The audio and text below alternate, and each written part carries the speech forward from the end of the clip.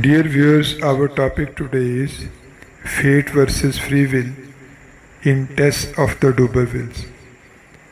Thomas Hardy's Tess of the D'Urbervilles is a profound meditation on the tension between fate and free will, set against the rigid social structures and moral codes of Victorian England. The novel explores whether Tess is the agent of her own downfall or the helpless victim of forces beyond her control. Through her journey, Hardy invites us to question whether human lives are determined by choice or constrained by destiny, a question he never definitively answers but powerfully interrogates. From the outset, Tess is burdened by forces over which she has no control, most significantly, her lineage. The discovery that the D'Urbervilles are descendants of the once noble D'Urbervilles sets in motion the events that lead to Tess's tragic fall. This revelation is received by Tess's father, John D'Urberville, as a grand stroke of fortune. However, it is ultimately a poisoned inheritance. Ironically, this noble ancestry, instead of elevating Tess, becomes the very cause of her misery. As Hardy notes, it was to be, there lay the pity of it, an immeasurable social chasm was to divide our heroine's personality from that previous self of hers who stepped from her mother's door to try her fortune.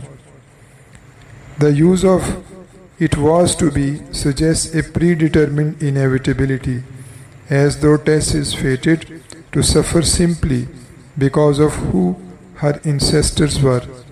The tragic irony lies in the fact that the family's revival of their ancient name does not bring honor or wealth, but catastrophe. This early instance shows Hardy leaning toward a deterministic view of life, one in which past legacies and arbitrary social structures shape individual destiny.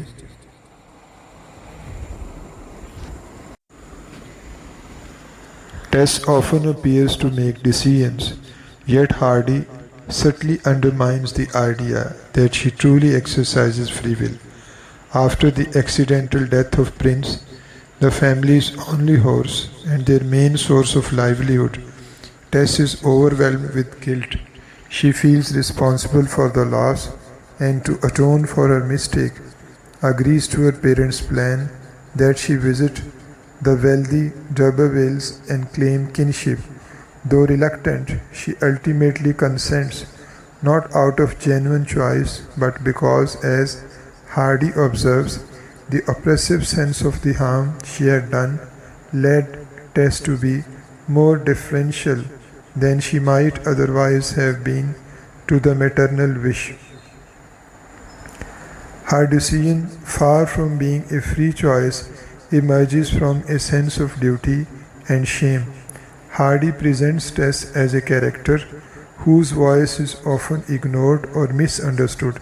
Her choice to go to the D'Urbervilles, therefore, is not a triumph of agency, but a painful submission to the forces of guilt, poverty, and family expectations. Her encounter with Alec D'Urberville is perhaps the most harrowing example of fate eclipsing choice. Caught in a cunning mesh of circumstances and Alec's predatory intent, she is violated. Her agency crushed beneath the weight of manipulation and misfortune.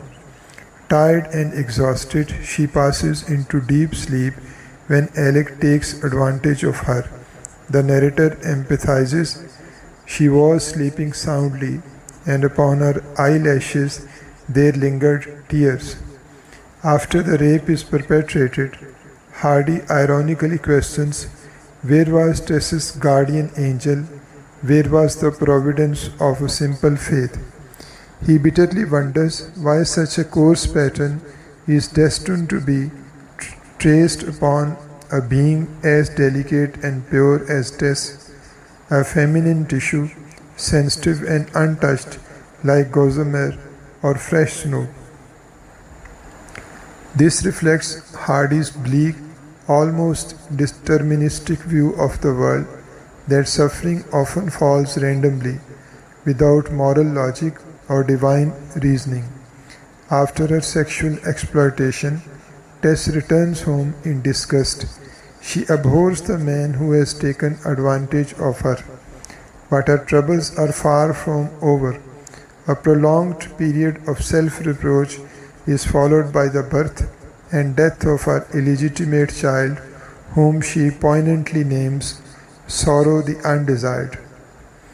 Her decisions to start anew, away from the shadow of her past, shows resilience and a desire to reclaim some measure of control over her life.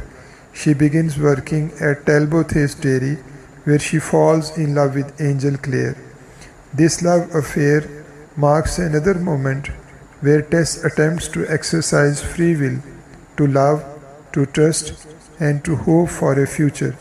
Yet again, social and moral judgments eclipse personal intention. When she confesses her past to Angel on their wedding night, the essence of things changes. Love turns into disillusionment and trust into judgment.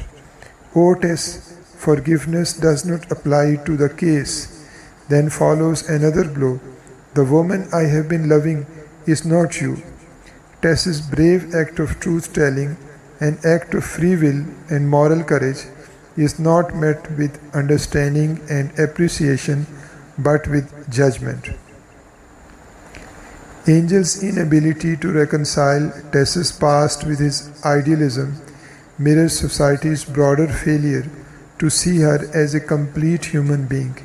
Here, Hardy critiques not only the rigidity of Victorian morality but also the harsh limits placed on female agency.